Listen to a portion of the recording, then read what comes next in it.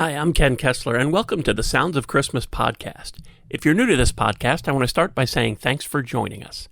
If you're not new, welcome back. Either way, I'm glad you're here.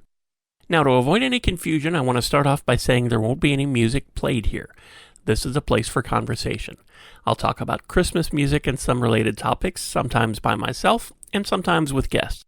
If you're looking for music, just go to soundsofchristmas.com and click on the tree or the player on the front page or on the Listen Now page. We play the best variety of Christmas music all year long. Well, except in October, when we play the best variety of Halloween music. This is one of the very few episodes of this podcast that doesn't actually have anything to do with Christmas or Christmas music. Not specifically, anyway. Today I'm going to talk about standards and Halloween music. Two separate things. First, standards. On the 1st of September, I launched a new station, the Standard Station, and it can be found at thestandardstation.com. I want to talk a little bit about standards music and what you'll find when you tune in. Of course, there's lots of the kinds of things that immediately spring to mind when someone mentions standard. Lots of those wonderful songs from the 40s and 50s and even before, performed by some of the most loved voices of all time. Frank Sinatra, Dean Martin, Sammy Davis Jr., of course, Nat King Cole, Bing Crosby, Rosemary Clooney. You get the idea. You'll also hear more recent artists that have performed some of these timeless classic songs, like Harry Connick Jr., Diana Krall, Michael Bublé, and Michael Sinatra, just to name a few. In fact, Michael Sinatra, who has been a big supporter of the Sounds of Christmas station, has actually helped me get the Standard Station up and running. He's also just released the deluxe edition of his second Standards album, a great example of newer voices covering these wonderful songs that we all know and love. As I built this station and its library, I delved into what really makes a song a standard. According to Wikipedia, a standard is a musical composition of established popularity considered part of the standard repertoire of one or several genres. The folks at artandseek.org say a song only becomes a standard when enough other musicians respond. They agree this is a song that's worth playing around with and replaying. AllMusic.com says that standards are songs that caught on as a permanent part of the jazz and pop music repertoire. So it's not just that a song is popular. If that were the case, every song that makes the top 10 of the charts would be considered a standard.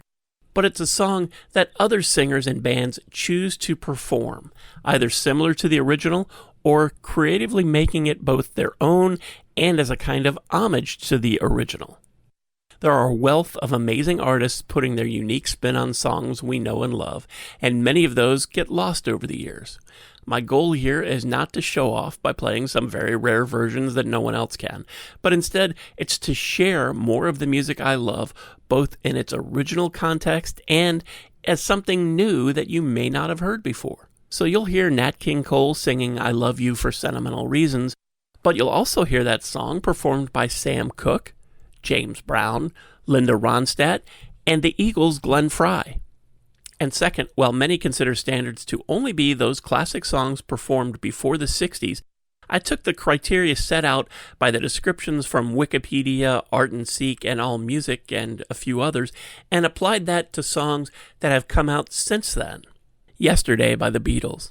It's been recorded by a wide variety of artists, with over 1,000 versions that have seen the light of day since the original was released in 1965. Yesterday is a standard. And while most other songs don't have those kinds of numbers, there are still plenty of songs since then that seem to fit in as standards. Leon Russell's A Song for You has been recorded by some of the biggest names in music, including the Carpenters, Natalie Cole, Neil Diamond, Ray Charles, Willie Nelson, and Whitney Houston. It's also been covered by Michael Bublé, Simply Red, and Amy Winehouse.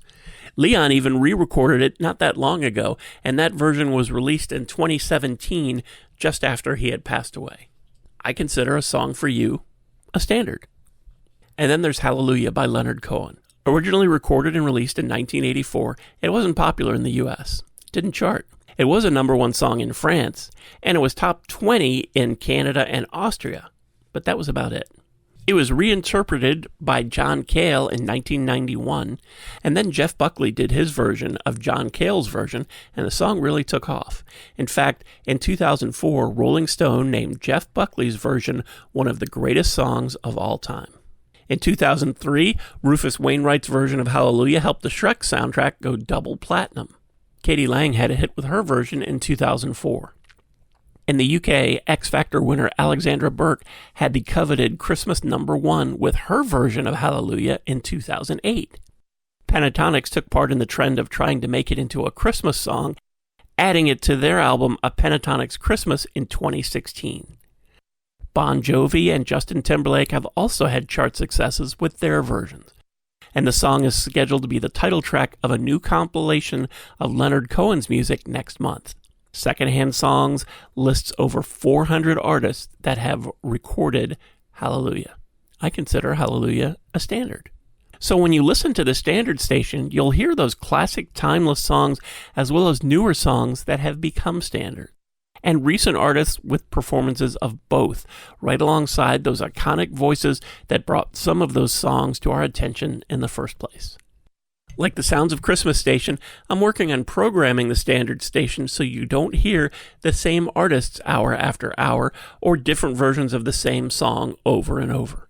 It's a work in progress, but the first couple thousand songs have been loaded and the station's on and ready for you. Just go to thestandardstation.com and click on the player on the front page. With luck, there will be apps available soon so you can take the standard station with you wherever you go. The other thing I wanted to talk about besides standards music is Halloween music.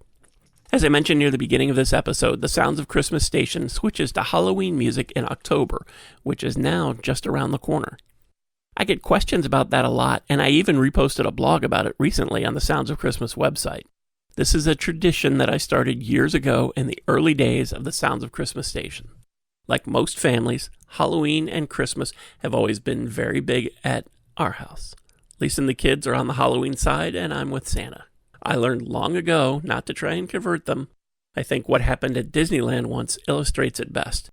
In one of the studios in California Adventure, you can use this machine to determine which hero or villain you are. I was Tarzan. All three of them were villains. Oh well, they love me anyway. So as we move toward October, and I get super busy working on the new season of The Sounds of Christmas, I decided to play some Halloween music, which would be seasonally appropriate in October, in hopes that my family would enjoy that. Station stays on, of course, year-round now, but I continue that trend of having the Sounds of Christmas turn into the Sounds of Halloween from October 1st through Halloween night. Now, while I admit that it's mostly for my family, this also gives me the opportunity to kind of kick the tires and otherwise make sure everything is set to go for the coming season, including loading lots of new Christmas music so that the new season of The Sounds of Christmas is ready to go on November 1st. But over the years, I've found that there are a lot of other people that love Halloween and Halloween music. So year after year, I've been expanding the playlist, finding more and more Halloween music so that I could keep this tradition going. Now, with that said, what is Halloween music? Well, some of it's pretty obvious. Monster Mash, Purple People Eater, Ghostbusters, songs about things you associate with Halloween. Ghosts, monsters, werewolves, vampires, witches.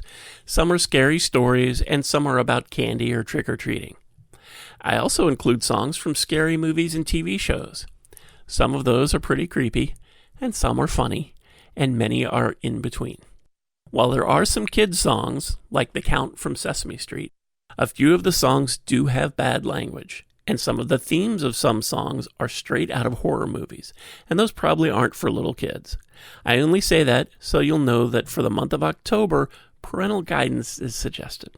On the Sounds of Christmas, I play many versions of many songs, so you won't just hear Bing Crosby's version of White Christmas. You'll hear lots of different singers and bands, old and new, offering their take on that classic. And like I said earlier about the standard station, I do the same thing with the Halloween music. For example, I have well over a dozen versions of Ghost Riders in the Sky, though I may not get to all of them this year, as I try to separate the songs and artists out so you don't hear the same ones over and over. During the Sounds of Halloween, you'll hear from many of your favorite Christmas music singers and bands, including Bing Crosby, Elvis Presley, Frank Sinatra, Mannheim Steamroller, and even Bruce Springsteen. There are songs about killer tomatoes, black magic women, and haunted houses, and songs about alien invasions and invisible men, and over 20 versions of I Put a Spell on You, though I probably won't get to all of those either. I play a lot of Disney songs from movie villains and from spooky shows on Disney+. I also have at least half a dozen songs from Mystery Science Theater 3000.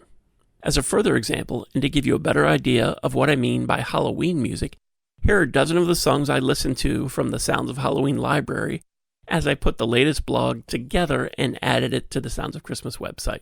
Bad to the Bone by Molly Hatchet, The Boogeyman by the Cadillacs, Eye of the Zombie by John Fogerty, Dr. Jekyll and Mr. Hyde by The Who, It's a Monster's Holiday by Buck Owens, Cast in My Spell by The Johnny Otis Show, Spooky by the Atlanta Rhythm Section, My Boy Builds Coffins by Florence and the Machine, Pet Cemetery by the Ramones, I Put a Spell on You by Bonnie Tyler, Ghost Riders in the Sky by Johnny Cash, and Zombie Zoo by Tom Petty.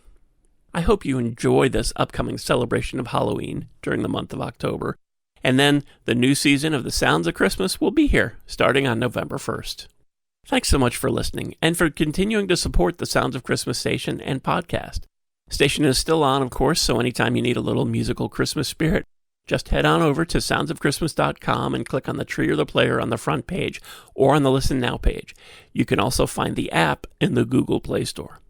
And as far as this podcast goes, we're now on over 30 podcasting sites, so if you didn't find us on your favorite one today, just search for Sounds of Christmas wherever you like to listen and download podcasts, and I'm pretty sure you'll see our tree. Then you can subscribe and you'll never miss another episode. If you have comments or suggestions on this episode, previous episodes, the Sounds of Christmas station, or the Standard station, feel free to reach out to me on social media or through the website. Thanks again. And may you always believe in Santa Claus and the Great Pumpkin.